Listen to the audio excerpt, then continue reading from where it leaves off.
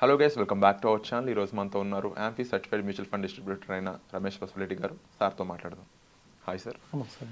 Sir, చాలామంది ఒక wrong ఎసంప్షన్లో ఉంటూ ఉన్నారు. అదేంటి అంటే ఇప్పుడు క్రెడిట్ కార్డ్ మనీ ఉంటుంది, దాన్ని తీసి మ్యూచువల్ ఫండ్స్లో పెట్టడం కానీ, లేకపోతే స్పెసిఫిక్గా ఒక పర్సనల్ లోన్ తీసుకొని దాన్ని తీసుకొచ్చి ఇక్కడ ఇన్వెస్ట్మెంట్ కింద పెట్టడం.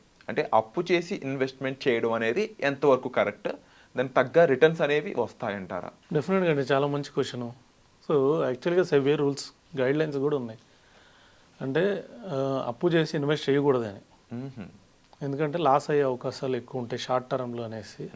ఇంకొకటి వచ్చేసి మామూలుగా సెబీ అనే కాదు, మామూలుగా ఫైనాన్షియల్ ప్లానింగ్ ప్రకారం కూడా ఫైనాన్షియల్ ప్లానర్స్ కూడా ఏం చెప్తారంటే, మీరు ఎప్పుడైతే ఇన్వెస్ట్ చేద్దాం అనుకున్నారో అది పర్టికులర్లీ ఈక్విటీ అంటే షేర్స్ కానీ, ఈ షేర్స్ సంబంధించిన మ్యూచువల్ ఫండ్లో కానీ ఇన్వెస్ట్ చేద్దాం అనుకుంటే మన హార్డ్ అండ్ మనీ, ఇంకొకటి వచ్చేసి లాంగ్ టర్మ్ కోసం, ఇంకోటి ఒకటి వచ్చేసి మనకు అవసరం లేని మనీ.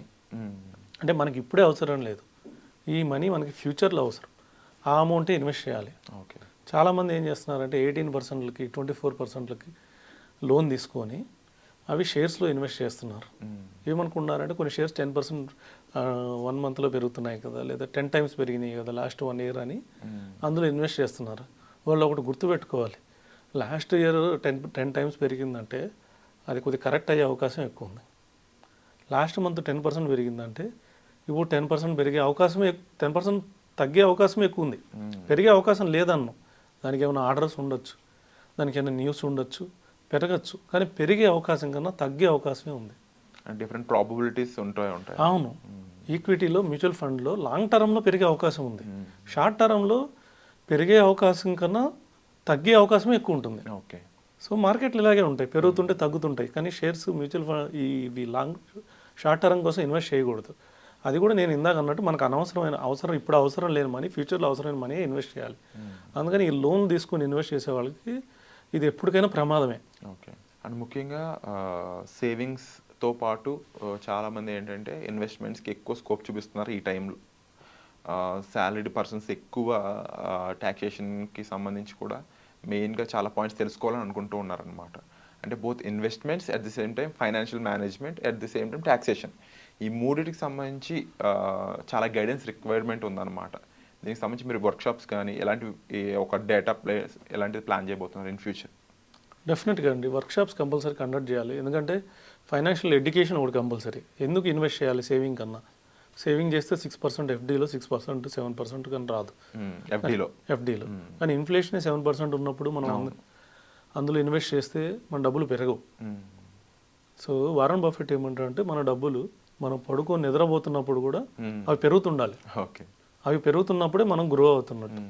అవి పెరగట్లేదని మనం గ్రో అవ్వట్లేదు, అక్కడే ఉంటున్నాం. కొంతమంది అంతకన్నా తక్కువలో కూడా ఇన్వెస్ట్ చేస్తున్నారు, అంటే వాళ్ళు ఇంకా నెగిటివ్ పోతున్నారు. ట్రెడిషనల్ అసెట్స్లో పెట్టడం వల్ల సో ఇంకా తక్కువ, వాళ్ళు ఇంకా లాస్ అవుతున్నారు. సో వీళ్ళందరూ ఏంటంటే కొద్దిగా ఫైనాన్షియల్ అవేర్నెస్ పెంచుకొని ఇన్వెస్ట్ చేయడం ద్వారానే వాళ్ళు ఫ్యూచర్లో గ్రో అవ్వగలుగుతారు.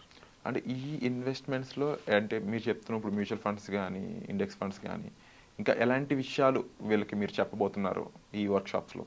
డెఫినెట్గా అండి, వీళ్ళకి ఏంటంటే ప్రతి ఒక్కరికి ఒక్కొక్క గోల్ ఉంటుంది, అందరికీ సమానంగా ఉండవు. అవును, ఒక్కొక్కరికి ఒక్కొక్క గోల్ ఉంటుంది. దానికి తగ్గట్టు వాళ్ళకి ప్లాన్ చేసి, సో వాళ్ళకి ఎప్పటికి ఎంత అమౌంట్ కావాలి, దానికి ఎక్కడ ఇన్వెస్ట్ చేస్తే ఎంత అమౌంట్ వస్తుంది, మిగతా డబ్బులు ఎక్కడ ఇన్వెస్ట్ చేయాలి, వీటన్నిటికి క్లియర్గా ఒక ప్లాన్ చేసి ఇచ్చేసామనుకోండి.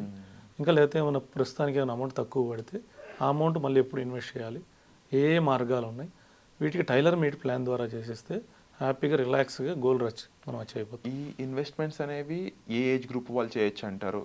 మినిమం శాలరీ ఎంత ఉండాలంటారు? దీనికి సంబంధించి ఆన్సర్. దీనికి మినిమం శాలరీ అంటే ఏం లేదండి. మనం ఇందాక అనుకున్నట్టు మ్యూచువల్ ఫండ్ 500 రూపాయలు ఎస్ఐపితో కూడా స్టార్ట్ చేసుకోవచ్చు.